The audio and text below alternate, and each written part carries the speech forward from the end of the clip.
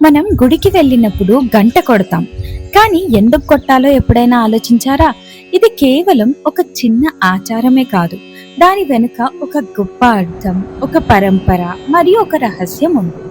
చాలా కాలం ముందు ఒక చిన్న గ్రామంలో ఒక పురాతన గుడి ఉండేది.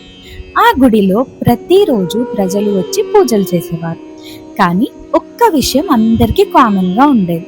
గుళ్ళోకి ఎంటర్ అవుతూనే అందరూ గంట కొట్టి లోపలికి వెళ్ళేవారు. ఒక రోజు ఆ గ్రామంలో ఉన్న ఒక చిన్న అబ్బాయి తన తాతగారిని అడిగారు, మనం ఎందుకు గంట కొట్టాలి అని. ఆ ప్రశ్న చిన్నదిలాగా అనిపించినా దాని సమాధానం చాలా గొప్పగా ఉండేది. తాతగారు నవ్వి చెప్పారు, ఇది కేవలం సౌండ్ కోసం కాదురా, ఇది మన మనస్సుని మారుస్తుంది అని. అప్పుడు అబ్బాయికి ఏమీ అర్థం కాలేదు. తాతగారు ఒక చిన్న ఎక్స్పెరిమెంట్ చేయించారు.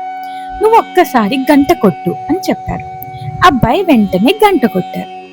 ఒక డీప్ క్లియర్ సౌండ్ గుడి అంతా ఎక్కువ అయింది. ఆ సౌండ్ వినగానే అబ్బాయి కొంచెం సైలెంట్ అయ్యాడు. మనస్సు కూడా కామ్ అయింది.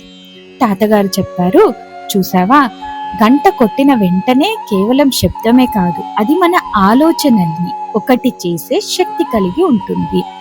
కానీ ఇదొక్కటే కాదు. పురాణాల ప్రకారం గుడిలో గంటని చాలా స్పెషల్ గా తయారు చేస్తారు.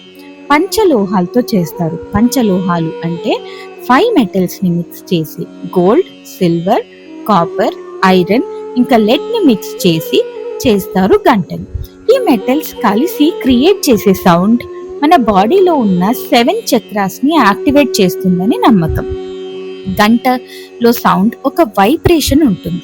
ఆ వైబ్రేషన్ మన బ్రెయిన్ ని రీసెట్ చేస్తుందని, బయట ఉన్న ఆలోచనల్ని తగ్గిస్తుందని, అందుకే గుడిలోకి ఎంటర్ అవ్వగానే గంట కొడతామని చెప్పారు. నేను బయట ప్రపంచం నుండి వచ్చాను, ఇప్పుడు దేవుడి సన్నిధిలో ఉన్నాను అని సిగ్నల్ ఇవ్వడం బ్రెయిన్ కి.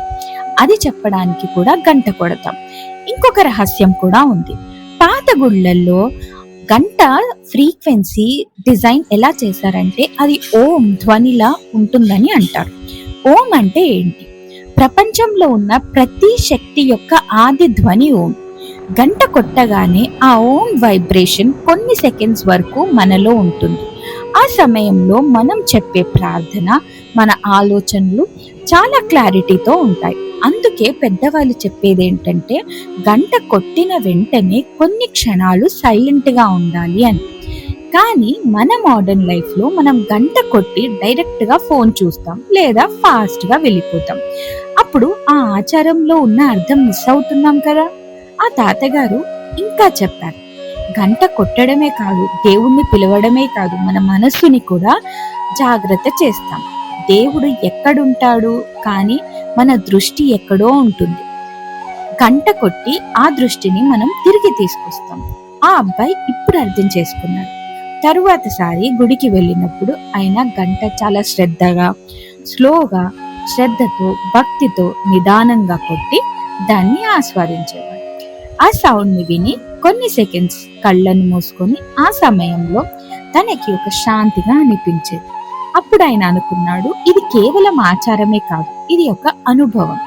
అప్పటి నుండి ప్రతిసారి గుడికి వెళ్ళినప్పుడు గంట కొట్టడం మొదలు పెట్టాడు. ఇప్పుడు ప్రశ్న ఏంటంటే, మనం గంట కొడుతున్నాం, నిజంగా ఆ అర్థంతో కొడుతున్నామా లేదా కేవలం ఒక హ్యాబిట్ లా కొడుతున్నామా? ఆలోచించండి. మళ్ళీ కలుద్దాం. అప్పటి వరకు నమస్తే.